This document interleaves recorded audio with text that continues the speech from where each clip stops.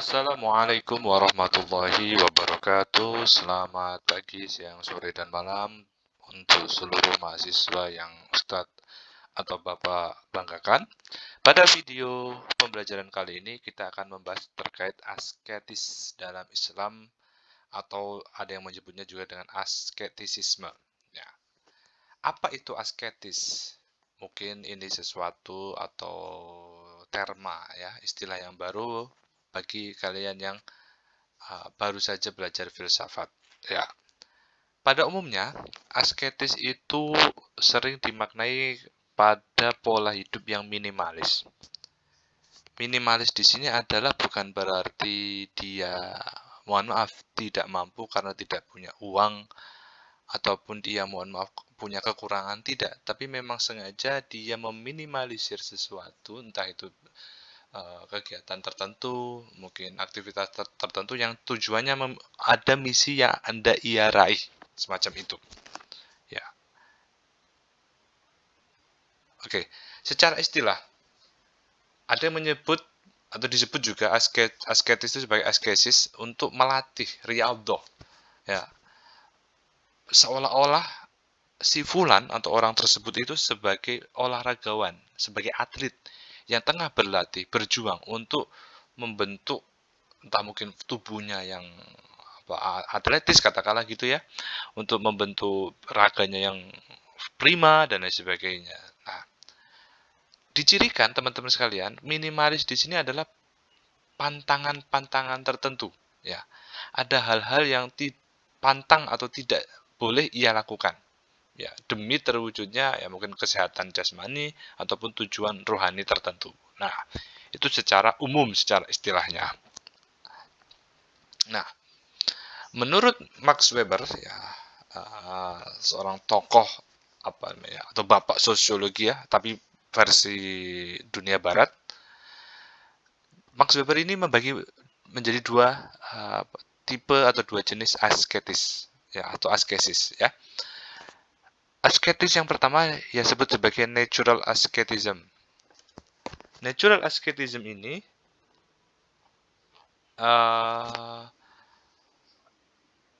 menurut kacamata Max Weber itu pola hidup yang minimalis. Tapi dengan syarat gaya hidup minimalis ini tidak sampai melukai bahkan menyiksa dirinya atau tubuh si pelaku asketis tersebut ya. Nah, memang seluruh hal-hal yang menurut dia banyak madorotnya, tidak banyak tidak ada manfaatnya, bahkan sampai situ ya.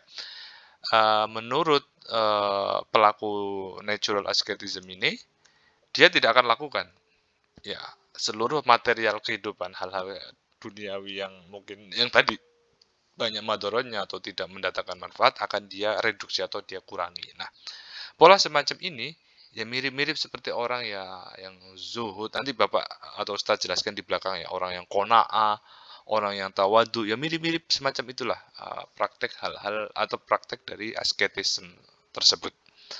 Terus yang kedua, Max Weber membaginya menjadi unnatural asceticism. Asceticism. Oke, yang kedua ini gaya hidup versi yang bukan lagi minimalis, sangat-sangat minimalis, bahkan sampai menyiksa tubuh di luar batas kewajaran. Nah, apakah ada?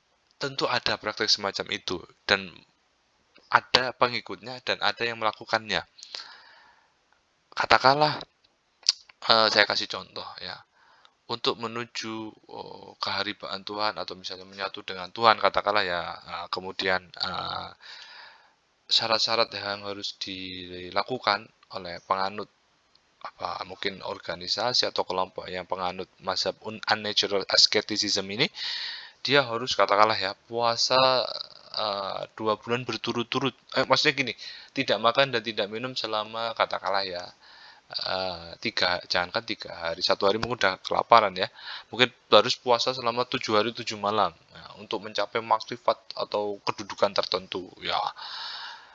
Yang terjadi bukan lagi pendekatan kepada Tuhan, tapi pendekatan kepada maut kalau semacam itu. Tidak masuk akal atau logika, ya, tidak masuk rasionalitas, pola pikir yang jernih. Apa bisa kita istilahnya ya hidup di dunia ini sampai tidak makan, jangankan 3 hari, mungkin 1 hari tidak makan akan perut itu bunyinya minta ampun ya.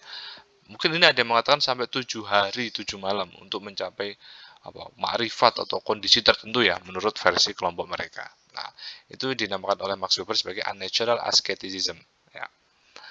Kalau unnatural asceticism ini teman-teman sekalian ya mirip-mirip praktek keagamaan di agama Islam, ada juga yang tadi Ustadz atau Bapak sebutkan ya, seperti zuhud, qanaah, tawadu dan lain sebagainya. Berikutnya,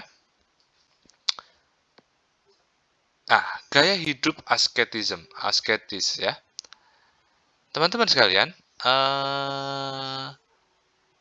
ini 1, 2, 3, 4, 5 poin ini apa istilahnya ya? Istilahnya banyak jenisnya mirip-mirip semacam itu. Namun pada polanya prakteknya mungkin bisa berbeda-beda ya. Akan tetapi poin intinya itu di lima jenis ini. Yang pertama saya kasih contoh. Untuk mencapai derajat tertentu, untuk mencapai mungkin katakanlah ya makrifat tertentu, istilahnya semacam itu, maka penganut mazhab tertentu katakanlah ya, atau penganut kelompok pengikut kelompok tertentu, kalau ingin istilahnya hatinya menyatu dengan Tuhan, nah katakanlah ya, dia harus membujang selibasi ya, tidak kawin katakanlah ya. Coba kita cek dulu benar tidak terjemahnya selibasi itu.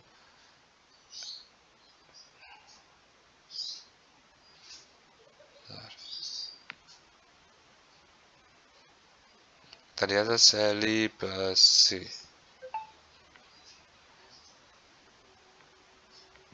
Ya, selibasi itu membujang, tidak kawin, tidak nikah. Jadi tidak boleh ada hasrat kepada lawan jenis.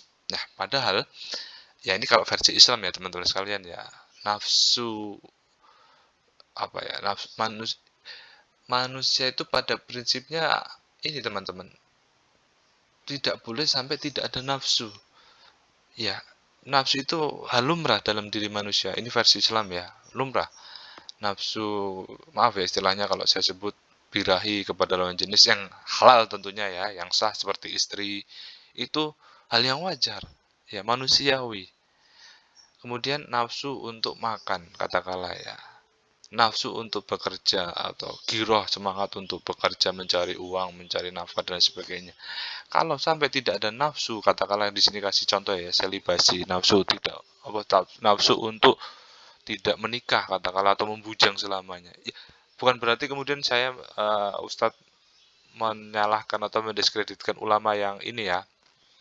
Nun sewu, mohon maaf sekali lagi, bukan maksud mendiskreditkan ulama yang tidak sempat, dalam tanda kutip biasa sebutkan ya, tidak sempat menikah, belum sempat menikah.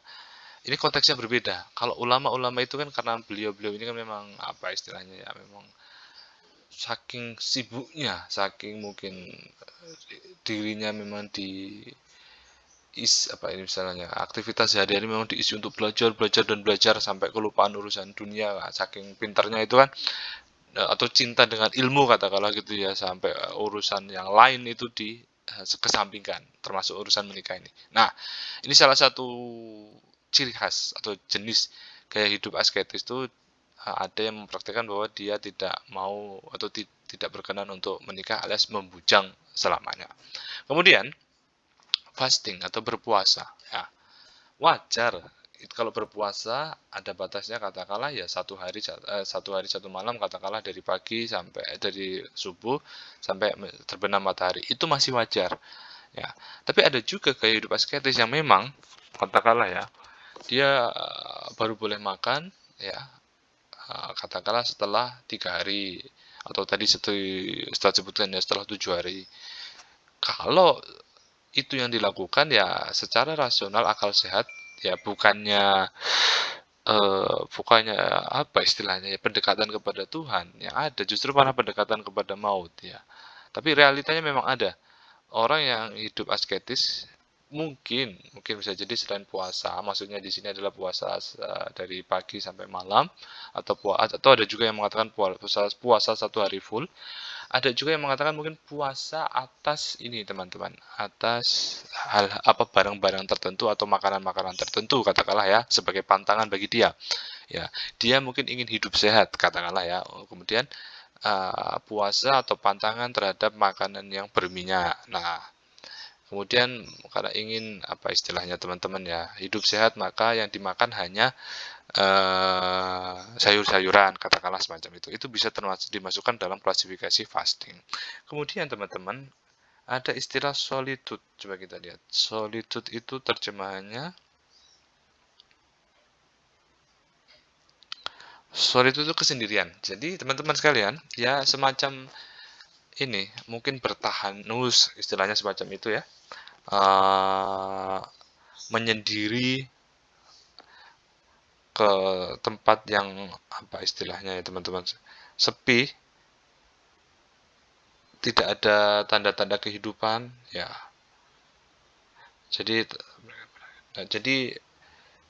apa istilahnya teman-teman, jadi dia akan menyendiri ke suatu tempat yang mungkin orang sulit untuk menjamahnya.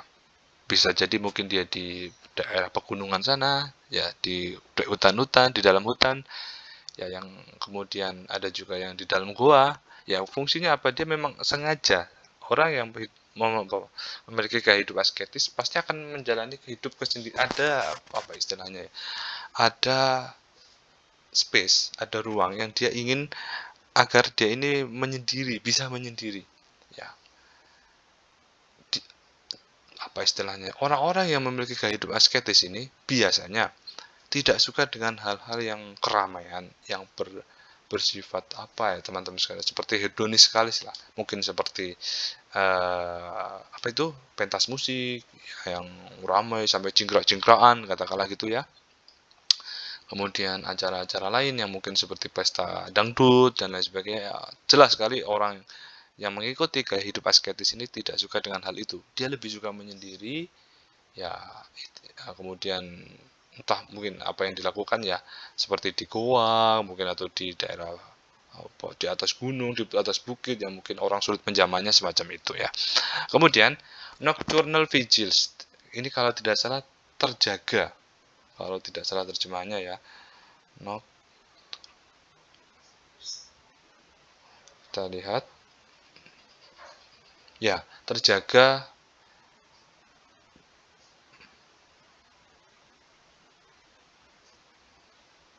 nocturnal vigils terjemahannya terjaga di malam hari. Jadi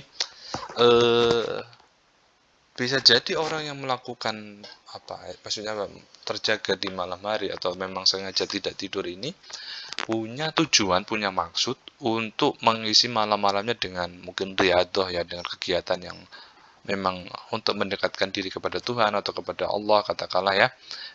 Mungkin maksudnya untuk, kalau versi kita istilahnya ya, mungkin diisi dengan qiyamul lail, dengan sholat-sholat sunnah, kemudian dilakukan dengan zikir, tadarus dan sebagainya. Nah, itu versi yang benar, tapi ada juga mungkin yang sengaja dia malam itu dia harus bertirakat katakanlah ya, tirakat ke suatu tempat katakanlah gitu ya. Jadi setiap malam dia pasti keluar, pulang-pulang menjelang pagi semacam itu. Itu ada juga ritual atau keseharian atau praktek gaya hidup dari asceticism ya. Kemudian adalah pain producing asceticism. Kita cek.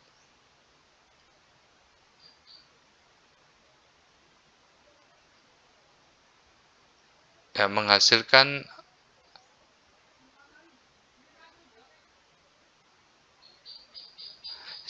yang terakhir adalah praktek asceticism yang menimbulkan rasa sakit.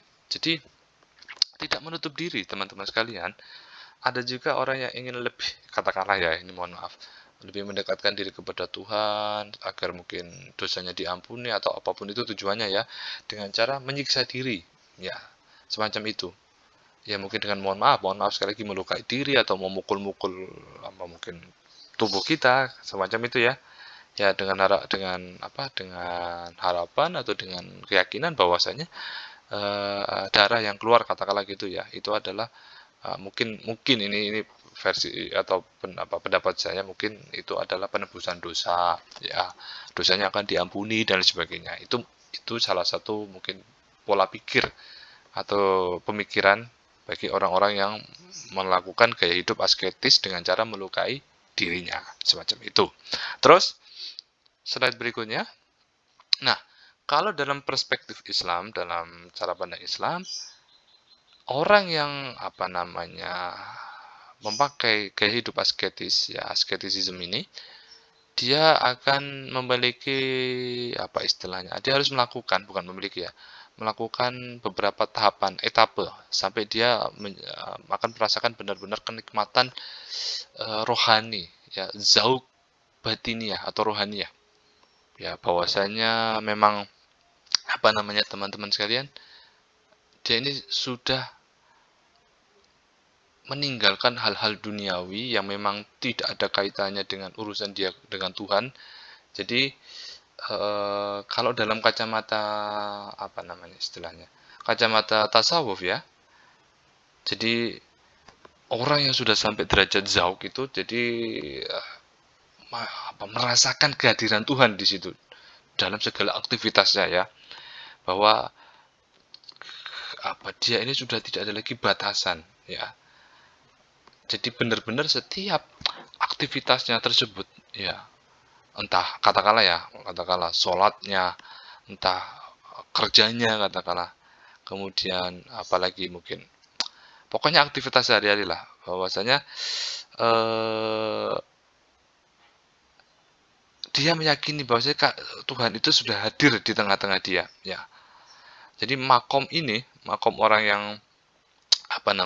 sudah mencapai derajat zauk ini ya, dari sudah melalui istilahnya ya, pengungkapan diri Allah atau tajali ya, sebagai kondisi rohani pengalaman spiritual seorang seorang salik lah kalau istilah dalam tasawuf ya, yang dalam keadaan kecintaan sulit diungkapkan dengan kata-kata ya, kecuali orang-orang yang benar mencintai kehidupan akhirat dan menjaga perilaku setiap harinya dari atau setiap harinya untuk merasakan zauk. Jadi eh,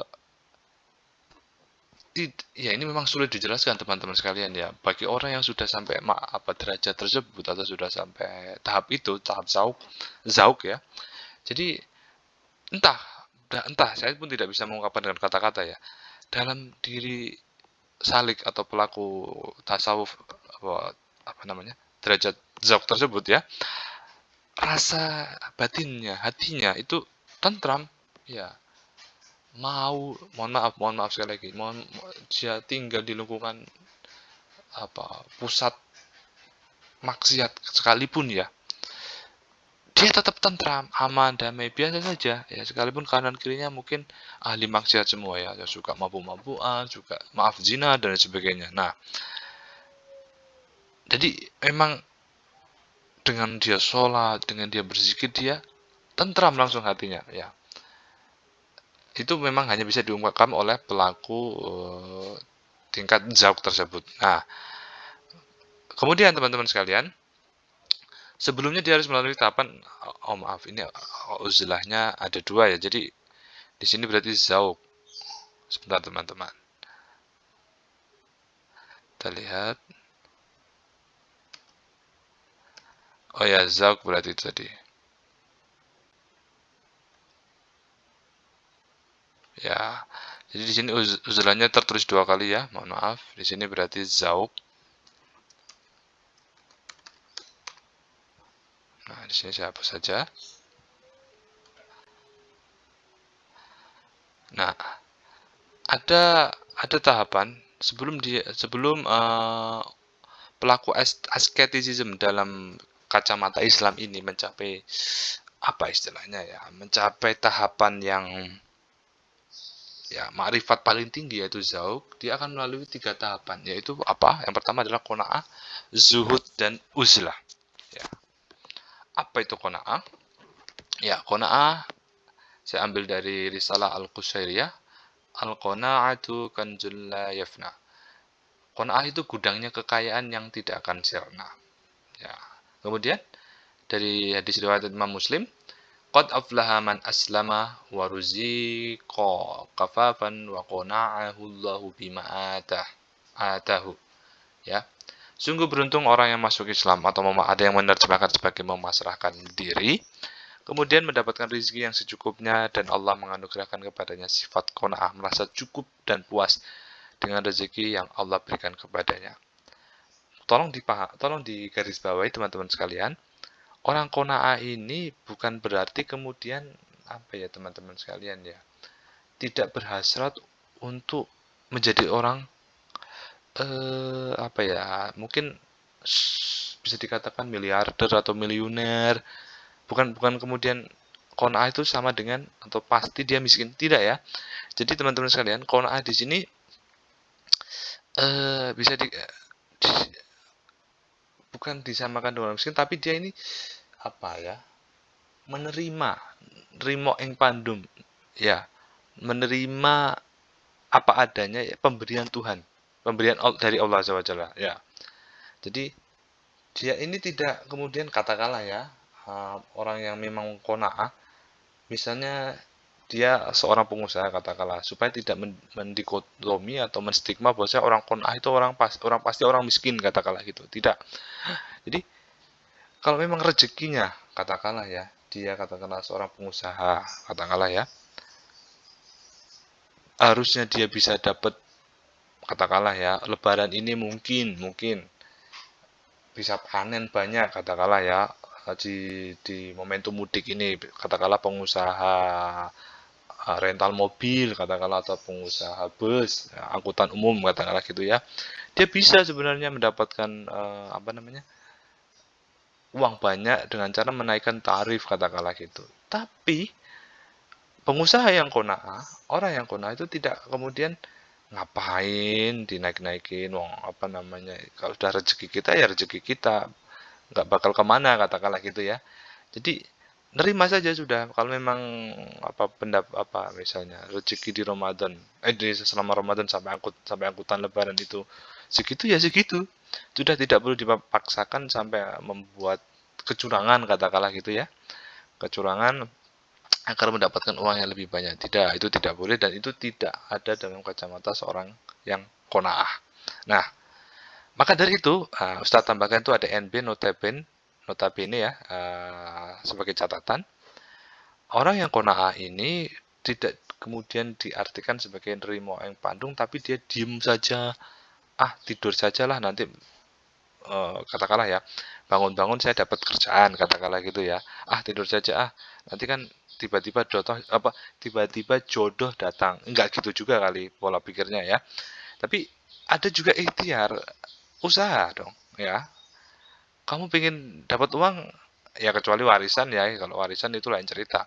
Kamu pengen dapat uang, pengen beli ini katakanlah ya, misalnya kamu mohon maaf, orang tua tidak mau kasih uang katakanlah ya, kamu ikhtiar cari uang, entah gimana caranya, entah itu menulis artikel, entah itu jualan katakanlah gitu ya. Nah, kemudian mengatakan saya kan qanaah tat, saya kan qanaah pak, maka saya diem saja sambil berdoa di kamar katakanlah gitu ya, sambil tiduran main HP. Ya Allah, semoga katakanlah gitu ya, besok saya bisa beli katakanlah sepeda motor katakanlah gitu ya. Ya kalau nggak ada ikhtiar, nggak ada usaha ya sama saja. Oke, berikutnya yang kedua, sabar dan doa. Tentu seorang yang qanaah tidak akan lepas dari doa dan sabar, atau sabar dan doa ya. Ya. Yang ketiga adalah istiqomah ya. Seorang yang qanaah itu pasti, istilahnya istiqomah di sini, dia tidak mudah tergoda ya. Seorang yang pelaku qanaah, atau seorang yang memiliki sifat qanaah ya, apa namanya, uh, apa namanya istilahnya, kontinuitas ya. Ya, jadi sikap teguh yang dia pegang ya, bahwa dia tidak kemudian menjadi orang yang apa namanya istilahnya, kalau kalau bahasa bahasa Jawanya itu geragas. Geragas itu apa ya, nguntal, jadi apa-apa dimakan katakanlah gitu ya.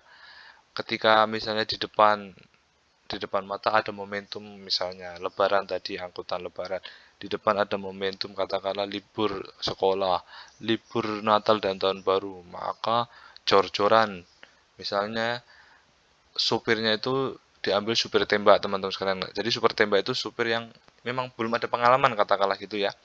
Jadi asal ngambil orang, ternyata demi meraup uang sebanyak-banyaknya, nah, kemudian terjadilah eksiden dan sebagainya. Armada yang dia miliki apa namanya, kena eksiden di jalan. Nah, kalau orang yang qanaah, dia pasti istiqomah. Jadi ya saya punyanya supir saya cuma sekian, ya saya pergunakan sekian saja. Jadi ngapain harus sampai apa namanya pakai supir tembak katakanlah gitu ya. Ngapain sampai harus naikin harga, toh namanya momentum lebaran, momentum libur semester, libur Natal tahun baru kan akan ada terus. Jadi nggak perlulah harus sampai sikut-sikutan semacam itu. Nah, itu kalau contoh, Ustaz kasih contoh seorang pengusaha yang qanaah. Terus tawakal tentu ya. Kalau sudah berusaha lah, saya yang penting kan sudah berusaha atau taat, yang penting sudah ikhtiar atau taat, bahwasanya ya momentum lebaran ini saya kerahkan armada saya sekian, sopir yang mau bekerja juga sekian, cukup. Kalau dapat lebih alhamdulillah, kalau dapatnya segitu ya juga alhamdulillah. Jadi serahkan pada Allah, serahkan pada Tuhan. Itu ciri khas orang yang qanaah. Terus masih masih lanjutan qanaah ya tadi ya, wajad tu atul nasi ghamman al hasud atau al hasud ya, wa ahanahum aishan al qunu. Terjemahannya, saya menjumpai bahwa orang yang paling banyak berduka adalah mereka yang ditimpa penyakit dengki, al hasud ya, al hasud. Dan yang paling tenang kehidupannya adalah mereka yang dianugerahi sifat qanaah, ada dalam Ihya Ulumuddin karya Imam Al-Ghazali. Jadi orang yang qanaah itu ya mak, dia mungkin gini, ini Ustadz kembali ke contoh yang tadi ya. eh Ya pengusaha yang qanaah kan bilang gini, ah bodoh amat, suka-suka lo katakanlah gitu ya, yang mau pakai cara-cara licik selama momentum angkutan lebaran ini katakanlah gitu ya, naikin harga, itu terserah lo. Kalau kalau pengusaha yang qanaah itu tidak akan dengki dan iri dengan mungkin apa pesaing bisnisnya katakanlah gitu ya. Nah, kalau orang yang qanaah itu dikatakan oleh Imam Al-Ghazali, dan yang paling tenang kehidupannya adalah mereka yang dianugerahi sifat qanaah. Santai saja, slow saja gitu. Nah, nggak harus dipikir pusing, persaingan bisnis di momentum liburan, di momentum hari raya dan lain sebagainya. Kemudian ada lagi contoh, mantabat ainahu ma fi aidin nasi tulal hisnah ya. Tola hisnah atau tula hisnah ya. Terjemahan, orang yang selalu memperhatikan sesuatu yang dimiliki orang lain, kesedihannya akan berlalu dalam kurun waktu yang sangat lama. Dari Imam Al-Qushairi. Jadi ini banyak ya yang apa namanya kena penyakit ain, istilahnya katakanlah gitu ya. Selalu memperhatikan apa yang dimiliki orang lain, apa yang dilakukan oleh orang lain, katakanlah ya ada tetangganya atau saudaranya katakanlah gitu ya. Oh, padahal kerjanya nggak jelas, tiba-tiba bisa punya rumah 5 katakanlah gitu ya, atau bisa bangun rumah tingkat 7 katakanlah gitu. Nah, pokoknya dalam hatinya tuh iri dengki, nggak mau apa istilahnya ya, nggak mau mengucapkan kata-kata toibah, kalimat toibah atau al-fa'lu ya istilahnya, kepada saudaranya atau tetangganya itu yang sudah bisa bikin bangun rumah lantai 7 katakanlah gitu ya. Nah, itulah ciri orang qanaah. Jadi sekalipun tetangganya misalnya dulu kerjanya tidak jelas katakanlah gitu ya, tiba-tiba bisa bangun rumah lantai 10 kata gitu ya, dia tidak akan hasud ya, tidak akan iri dan dengki. Justru dia akan ucapkan kalimat thayyibah. Orang yang qanaah dalam artian ya, akan diucapkan kalimat thayyibah, masya Allah, tabarakallah katakanlah gitu ya, wah rumahnya sekarang bagus ya pak katakanlah gitu gitu. Terus manfaat qanaah, memperoleh kekayaan yang hakiki. Jadi kekayaan bukan kekayaan uang dalam artian kalau kaya itu tenang, tapi tidak. Orang yang qanaah ini ya apa yang dia dapat, apa yang dia punya ya itulah yang menjadi kekayaan hati dia. Nggak perlu sampai mikir bener-bener, mikir pusing sampai pusing katakanlah gitu ya. Tetangga yang tiba-tiba bisa beli mobil, bisa beli motor katakanlah gitu ya. Motor apa katakanlah ya, motor NMAX katakanlah gitu, sedangkan dia motornya cuma Supra X katakanlah gitu ya. Ya, yang namanya motor kalau orang yang kena ya, yang penting kan bisa jalan, bisa nganter kita sampai kemana-mana. Mau NMAX kayak mau mungkin Ninja kayak ya. Kalau yang namanya motor yang penting bisa dipakai, itu kalau orang yang berpikiran qanaah ya, memiliki sifat qanaah. Terus melindungi diri dari perbuatan dosa dan maksiat, tentu orang yang qanaah itu nggak bakal kemudian misalnya kasih contoh, ada tetangga yang tiba-tiba tadi bisa bangun rumah lantai 7 katakanlah, atau dia bisa punya usaha, atau dia tuan tanah tiba-tiba ya, padahal dulu kerjanya nggak jelas. Ya kalau orang yang qanaah ya doakan saja, doakan dengan kalimat-kalimat thayyibah. Ya kalau orang yang tidak qanaah, orang yang hasad, orang yang iri, hasud, iri dan dengki, oh dia akan datang ke dukun supaya disantet orang itu. Nah, supaya diguna-guna supaya usahanya, kalau dia punya usaha ya jadi bangkrut. Kalau dia punya keluarga yang harmonis katakanlah ya, jadi pakai sihir misalnya ya, sihir sorof, memisahkan antara suami istri. Nah, gitu. Terus itu kalau orang qanaah tentu tidak akan melakukan hal itu ya. Terus yang berikutnya adalah merealisasikan rasa syukur, tentu dikit-dikit pasti keluar alhamdulillah, kalimat thayyibahnya ya. Alhamdulillah, alhamdulillah gitu. Terus yang keempat, memperkuat keimanan dan kehidupan yang baik. Nah, ini orang yang qanaah itu tidak gampang goyah imannya. Hanya karena mungkin apa namanya? uh, Kalau istilah kita ada istilah dengan Indomie katakanlah gitu ya. Nah, kalau orang yang qanaah, Indomie mah apa itu? Ya, katakanlah ya gitu. Dengan iming-iming uang katakanlah gitu. Apa itu uang? Saya bisa cari sendiri, saya bisa beli Indomie sendiri katakanlah gitu. Itu kalau sifat atau ciri khas dari orang yang qanaah. Terus, kok berhenti ya? Oke, zuhud sekarang.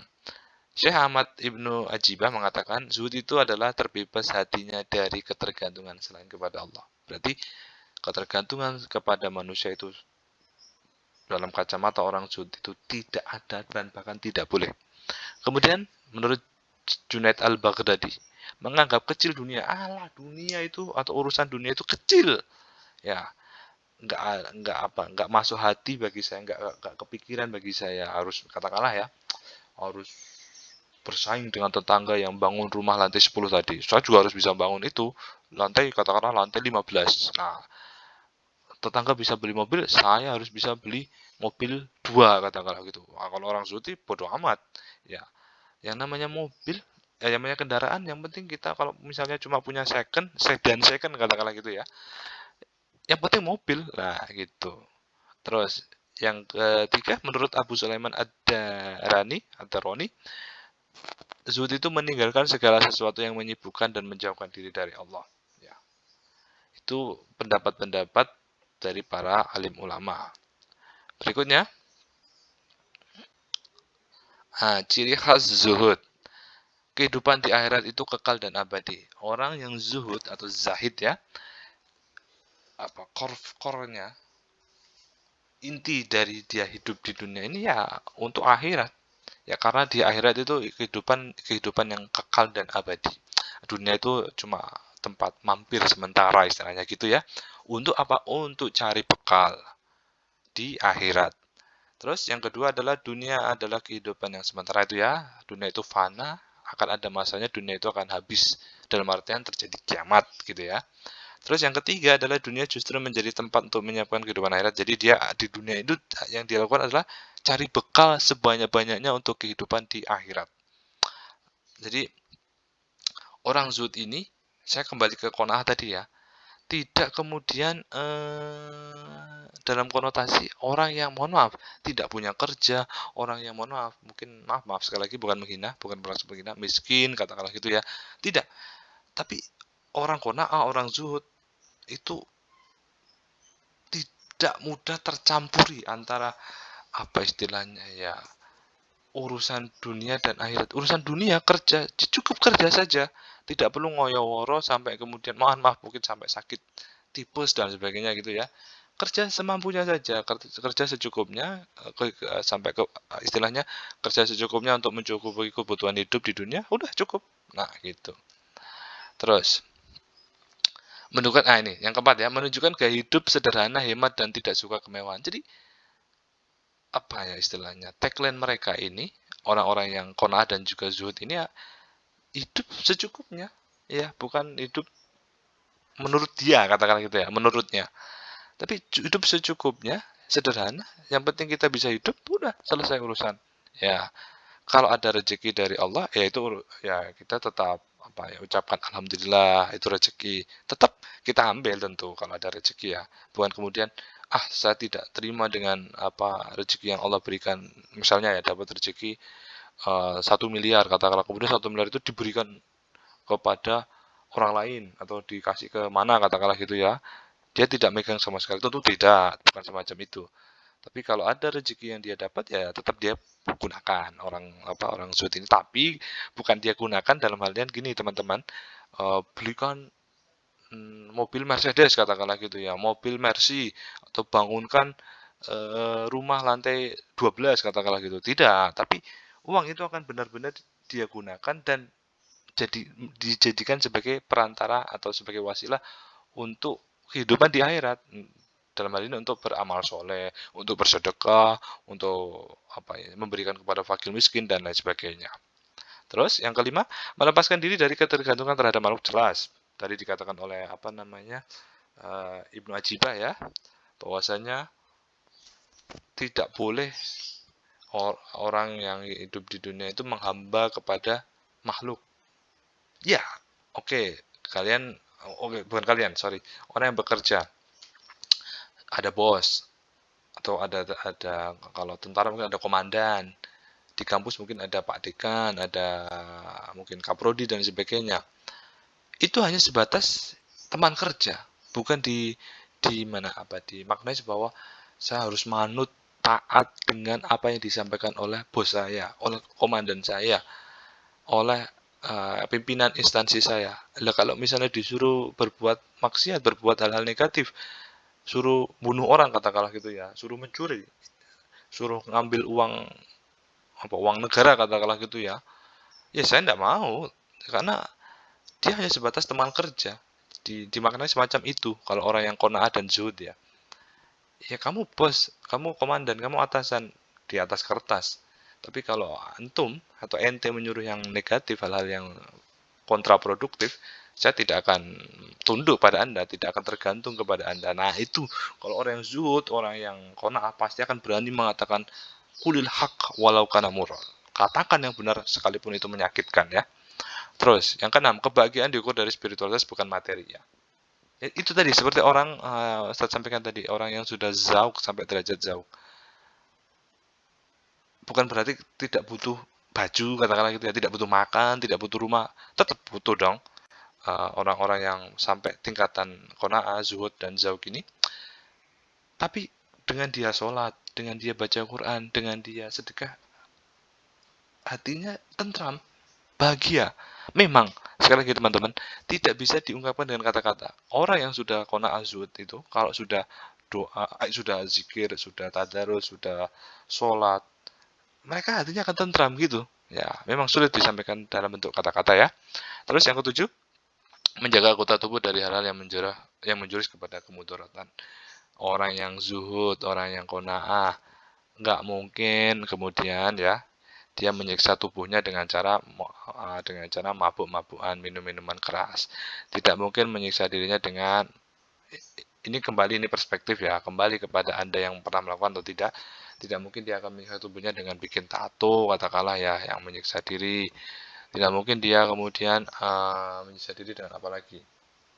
Tidak tidur sehari semalam katakanlah ya, karena harus mencapai derajat tertentu dia harus itu tadi nocturnal vigils, tidak tidur sehari semalam. Nah, itu tidak boleh, itu justru merusak diri, bisa sakit kita. Nah itu tadi ya, atau puasa 3 hari 3 malam tanpa makan dan minum ya, itu nggak mungkin orang yang zuhud dan qanaah melakukan hal semacam itu yang menjurus kepada kemudaratan. Terus, nah Kalau dia sudah sampai zuhud, pasti dari qanaah ke zuhud ya, meninggalkan yang haram itu mudah. Ah, khamar, zina, riba, apalagi mungkin korupsi, itu gampang ditinggalkan. Nah, kemudian yang syubhat, ya, ini masih 50-50. Tapi kalau sudah zuhud, misalnya nih ada barang di depan matanya, itu di masjid padahal, katakanlah ya. Kalau itu bukan barang miliknya, janganlah diambil. Bilang saja, ini ada tas ketinggalan, bilang ke takmir masjid. Supaya nanti diumumkan yang ketinggalan barangnya ini bisa diambil ketemu takmir masjid. Sama seperti yang Rasul kalau tidak salah ini dalam hadis pernah dikatakan bahwasanya Rasul pernah melihat ada kurma di hadapannya. Nah, tapi beliau tidak berani memakannya atau mengambilnya, takut-takut kurma yang ada di sampingnya tersebut merupakan kurma yang niatnya oleh pemiliknya hendak digunakan untuk bersedekah. Nggak mau barang syubhat itu oleh baginda Rasulullah SAW sendiri ya masuk ke tubuhnya yang itu nanti akan menjadi daging yang bukannya barang halal yang masuk menjadi barang haram kan. Nah, karena akadnya bukan untuk Rasul ceritanya gitu kan. Takutnya bukan untuk beliau. Takutnya kurma itu ternyata mau diberikan atau disedekahkan kepada orang lain atau mungkin yang disedekahkan kepada orang yang lebih berhak. Nah, itu tadi. Kalau ada keraguan-raguan, tinggalkan sudah. Ya, syubhat di situ kalau ada karena ragu-ragu, mending tinggalkan hal itu. Apalagi lebih-lebih itu tidak bermanfaat. Nah, lebih baik ditinggalkan. Seperti praktek Rasul tadi ya. Terus yang berikutnya adalah, nah, kalau sudah bisa meninggalkan yang haram dan yang syubhat, gampang bagi dia hidup itu tidak berlebih-lebihan, tidak mubazir, ya, makan secukupnya, ya, kemudian berpenampilan atau membeli barang secukupnya, ya. Kemudian yang kedua adalah tidak berbuat hal yang sia-sia. Ngapain setiap hari mantengin HP, kemudian ngomenin katakanlah ya, ngomenin katakanlah siapa ya, ada artis mungkin yang lagi viral katakanlah, kayak nggak ada kerjaan lain, kerjaannya cuma ngomenin mungkin atau postingan-postingan misal tokoh-tokoh atau artis-artis dan lain sebagainya. Itu kan suatu perbuatan yang sia-sia, mending melakukan hal yang lain kan, apa nggak ada kerjaan yang lain katakanlah gitu ya. Nah, terus tujuannya adalah apa? Allah sebagai tujuan akhir, itu akan tentram hatinya teman-teman. Bisa meninggalkan yang haram, tidak tidak ada keinginan untuk sama sekali, tidak ada nafsu sama sekali untuk melakukan yang haram, zina, mencuri, korupsi, kemudian membunuh, makanya ya tidak ada itu. Kemudian meninggalkan hal yang syubhat yang belum tentu menjadi itu barang miliknya, kemudian tidak berlebih-lebihan, tidak mubazir, tidak melakukan hal yang sia-sia, tidak buang-buang waktu dengan main gadget dan sebagainya. Nah, gampang sekali bahwasanya dikit-dikit yang keluar atau yang akan tidak kita lakukan pasti tujuannya hanya untuk Allah, hanya untuk Allah, karena Allah, demi Allah, ya, gitu. Terus teman-teman sekalian, berikutnya Imam Al-Ghazali dalam Ihya Ulumuddin, ketahuilah banyak yang mengira orang yang meninggalkan harta duniawi adalah orang yang zuhud. Padahal tidak mesti demikian. Nah, pasalnya meninggalkan harta dan penampilan buruk itunya kebanyakan. Itu mudah dan ringan saja bagi mereka yang berambisi dipuji sebagai seorang. Jadi, teman-teman sekalian, teman-teman sekalian,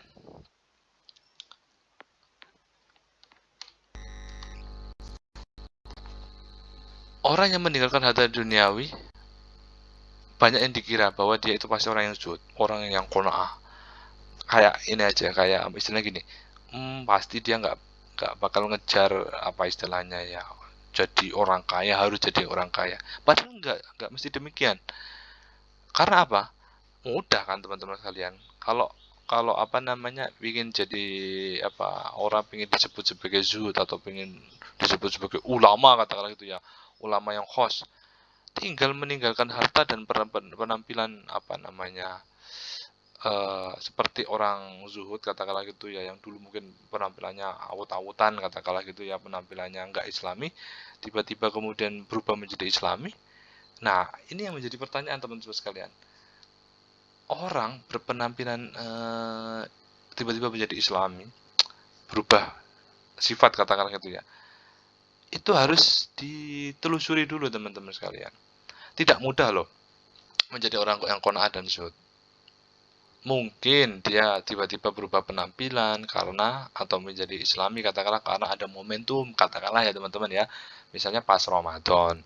Misalnya ada momentum juga pas dia dia berharap bisa lulus ujian pegawai negeri atau bisa keterima di kampus negeri, di UGM, di UI, ya katakanlah atau keterima jadi tentara. Tiba-tiba penampilannya berubah, apa namanya? Habitnya, kebiasaannya juga berubah, katakanlah gitu. Nah, bagi mereka ringan, orang yang tadi niatnya bukan untuk menjadi orang yang zuhud atau menjadi orang yang qanaah, merubah sikap dan penampilan jadi lebih islami, jadi kemudian sering ke masjid katakanlah gitu. Itu gampang bagi mereka, tapi istiqomahnya lah yang sulit. Ya, karena mereka punya tujuan atau misi apa? Tujuannya duniawi. Ya, keterima tentara, keterima polisi, supaya keterima tentara, keterima polisi, keterima pegawai negeri, keterima di UI, UGM katakanlah gitu. Nah, kalau bagi orang yang benar-benar zuhud ataupun qanaah, itu serahkan kepada Allah. Yang penting step-step tadi sudah dilakukan, sudah berikhtiar, sudah doa dan sabar, sudah kemudian apa tadi istiqomah. Itu barulah tawakal serahkan kepada Allah. Tidak hanya pada momentum tertentu baru dia merubah sikap dan penampilannya. Itu menurut itu tadi ya kalimat yang disampaikan oleh Imam Al-Ghazali. Ilam annahu qad yadunnu an turika al-mala zahid wa laysa kadzalika fa in taraka al-mali wa idharul al-khusyuna lun ala man ahabbu al-madhu bizahid. Oke. Berikutnya yang kedua adalah masih di Ihya Ulumuddin, walaysa zahid faqad al-malu wa innama zahid. Zuhud bukan berarti ketiadaan harta dunia. Saya garis bawahi ya, sama seperti qanaah tadi teman-teman. Bukan berarti orang yang zuhud tidak punya harta, mensodakokan, mendermakan semua hartanya, tidak. Nah, zuhud merupakan kesucian hati dan zuhud merupakan kesucian hati dari harta duniawi ya. Faragh al-qalbu anhu wa laqad kana Sulaiman alaihissalam fi mulukihi min az-zahid. Ya, oke. Sebagaimana Nabi Sulaiman sendiri di tengah gemerlap kekuasaannya tetap tergolong orang yang zuhud. Nah, sekalipun dikasih contoh, itu loh lihat Sulaiman, kekuasaannya, kerajaannya luar biasa besarnya. Bahkan sampai jin dan hewan pun takluk pada dia. Kalau dia minta jin itu suruh ambilkan harta di mana katakanlah bisa jadi orang kaya itu Nabi Sulaiman. Tapi pada prakteknya tetap Nabi Sulaiman zuhud, ya. Tidak kemudian menjadi seperti seperti Fir'aun, kemudian seperti Hamam, seperti jadi Korun dan sebagainya gitu ya. Tidak. Terus uzlah sekarang. Ini harusnya pakai ain ya. Ada tanda petik. Tindakan mengasingkan diri dari hiruk pikuk keramaian masyarakat guna membersihkan hati dari segala kelalaian dan semakin mendekatkan diri kepada Allah. Jadi teman-teman sekalian, mengasingkan diri tahap ini ya, menjauhkan diri ya tadi dari hiruk pikuk keramaian masyarakat yang memang kebanyakan keramaian masyarakat itu hanya mempersoalkan urusan duniawi, ngomongin orang, menghina orang, menjatuhkan orang, katakanlah gitu ya, guna membersihkan hati dari segala kelalaian dan semakin mendekatkan diri kepada Allah. Berikutnya, Imam Al-Ghazali dalam Ihya Ulumuddin, manusia adalah ibarat obat yang dengannya mereka menyembuhkan penyakit. Ya. Jadi dengan uzlah ini bisa menjadi obat.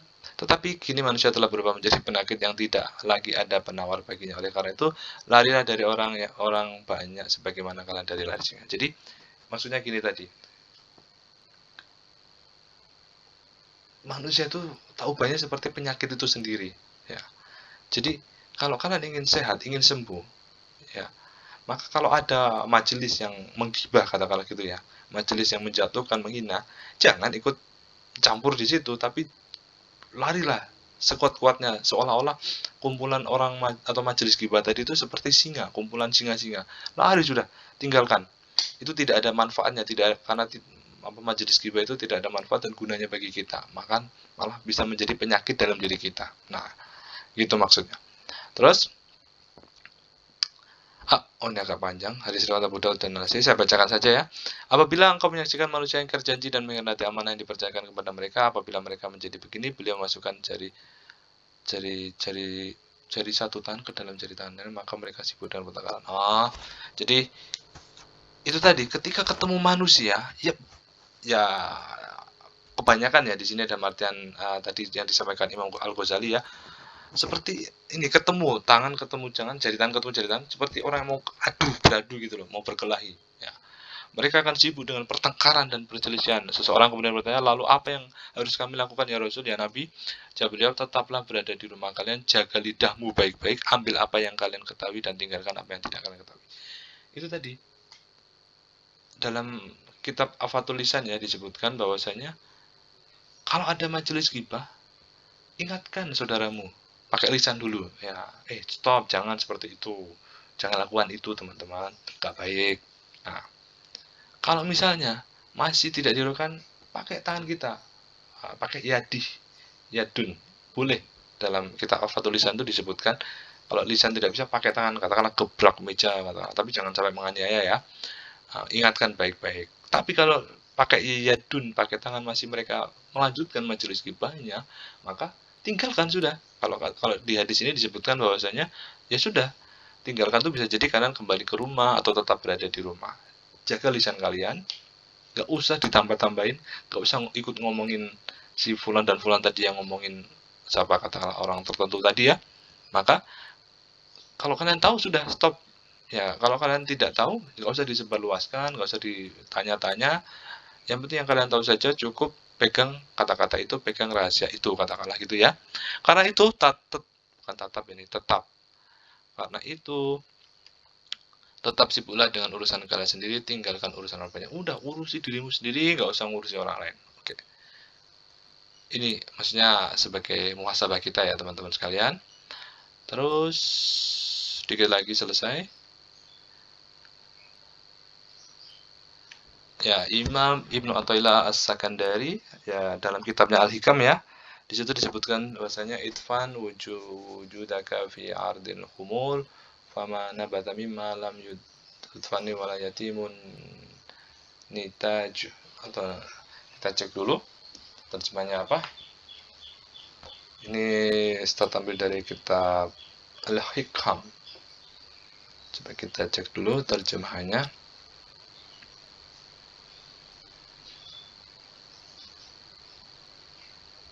Nah, ini kita cari terjemahannya. Yang pertama, itu disebutkan bahwasanya sembunyilah dirimu terhadap tanah yang jauh dari kemasyhuran, karena kepepohonan yang tumbuh dari benih yang tidak ditanam melalui proses, maka hasilnya tidak tanam sempurna. Jadi gini teman-teman, maksudnya yang kalimat pertama itu, sembunyikan dirimu dari tanah yang jauh dari kemasyhuran, khumul. Jadi khumul ini kalau mungkin bagi mahasiswa yang bisa bahasa Jawa, khumul ini mendekati dengan kata-kata kemul. Kemul itu selimut. Jadi selimut kan memang gunanya untuk menutupi diri ya. Jadi maksud di sini adalah jauh, khumul itu jauh dari kemasyhuran. Memang ini ngapain, apa istilahnya ya, jadi orang terkenal, ngapain jadi orang viral, tapi viralnya tentu viral yang tidak baik ya maksudnya. Nah, karena pepohonan yang tumbuh dari benih yang tidak ditanam melalui proses, maka hasilnya tidak sempurna. Kalian viral hanya karena mendadak, katakanlah viral gara-gara melawan polisi karena kalian tidak pakai helm, nggak mau ditilang, kemudian kalian direkam jadi viral. Padahal yang salah juga tetap kalian. Ya, jelas-jelas itu berbahaya. Misalnya kalian tidak pakai helm tapi ngeyel sama polisinya. Nah, tidak mau ditilang.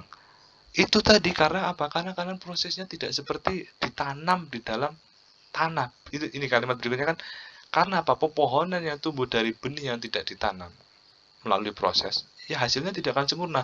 Nah, kalau kalian cuma belajarnya di di ini loh, permukaan saja, tidak sampai masuk ke dalam, ya nanti buah yang dihasilkan juga nggak bagus. Itu kalimat yang pertama itu maksudnya gitu. Jadi Kalau ingin dapat pohon yang bagus, yang berkualitas, ya ditanam benihnya sampai ke dalam, sampai nanti mengakar kuat, menghujam ke dalam tanah. Kalau cuma prosesnya di permukaan saja, ya seolah-olah katakanlah kalian, saya kan punya teman atau pernah belajar hukum sama katakanlah dosen ini, padahal kalian katakanlah mungkin belajar sehari-hari di prodi fisika katakanlah gitu ya. Ya ketika berhadapan dengan polisi ya jangan sombong. Polisi memang sehari-hari makanannya hukum, ilmu hukum, pelajaran tentang hukum ya. Maka kalau cuma tahu di permukaan, lebih baik diam, lebih baik tinggalkan. Nggak usah merasa masyhur, humul gitu ya. Merasa sok tahu katakanlah itu. Yang terjadi apa? Nanti akan sebaliknya, guys. Ya, oke, berikutnya. Manfaah, saya coba cari terjemahannya dulu.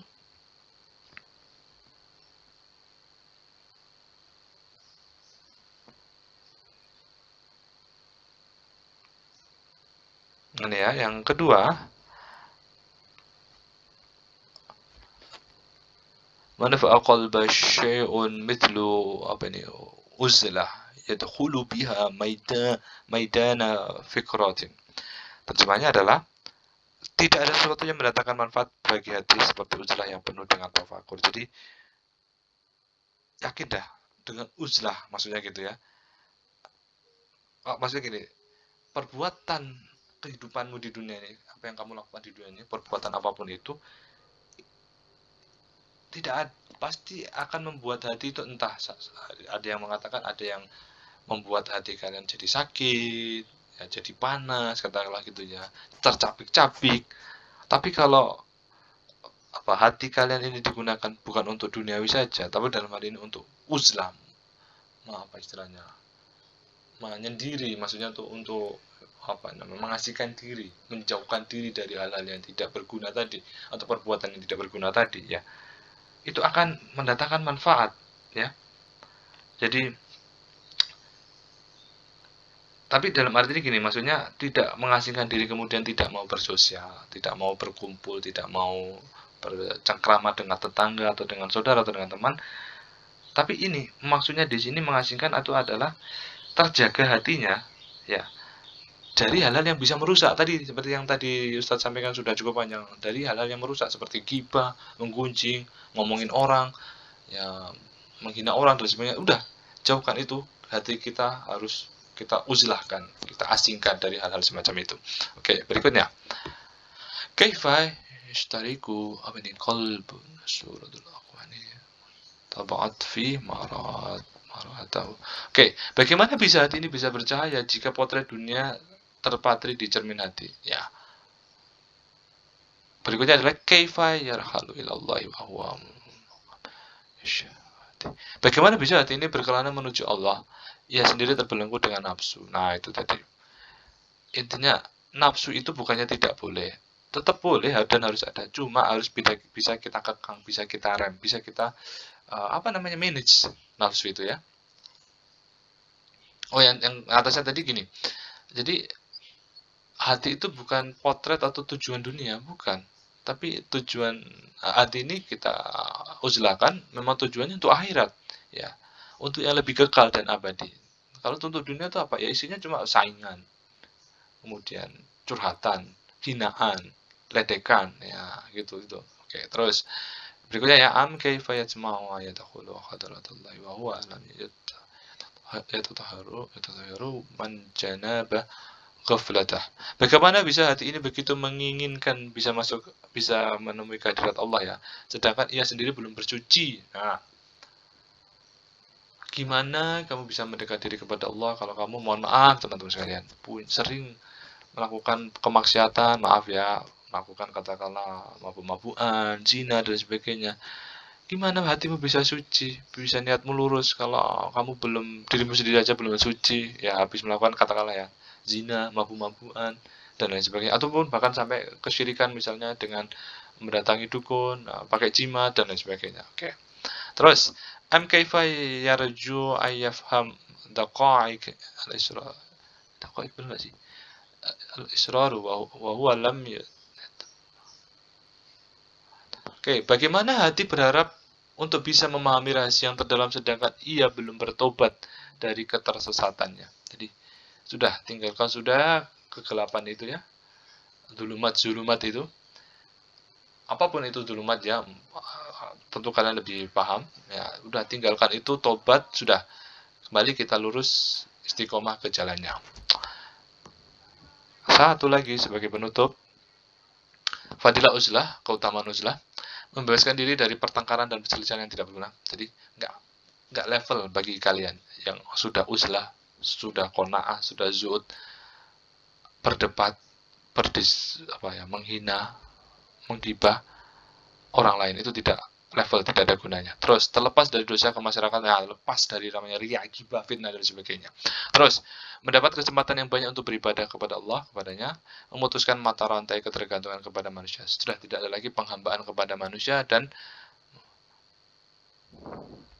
ini hanya kebanyakan keinginan dan memuaskan keinginan orang banyak. Jadi hadirnya saya itu bukan untuk memuaskan antum-antum ini, katakanlah ya, antum-antum ini ingin dapat proyek, katakanlah kalau Anda ini seorang pejabat, katakanlah ya teman-teman sekalian, Anda misalnya jadi pejabat tinggi negara, saya tidak jangan kalian menghamba kepada saya ya, hambalah kepada Tuhan, menghambalah kepada Tuhan, menjadi hamba Tuhan ya, ketergantunganlah kepada Tuhan, kepada Allah, dan juga jangan menjadi alat pemuas bagi orang lain. Misalnya kalian bantu orang lain untuk berbuat kemaksiatan atau berbuat kezaliman, misalnya kalian jadi perantara orang dalam supaya saudara kalian keterima pegawai negeri, katakanlah gitu. Nah, itu sudah, tinggalkan itu, jadilah orang yang benar-benar uzlah, dari qanaah, kemudian tingkatannya naik ke zuhud, kemudian levelnya uzlah, insya Allah kenikmatan hakiki yang dalam hati yang disebut sebagai zauq itu akan kalian rasakan. Oke, cukup sekian pembahasan dari Ustadz terkait asketisme ya, asketisisme dalam Islam. Semoga video ini bermanfaat. Sekian dan terima kasih. Assalamualaikum warahmatullahi wabarakatuh.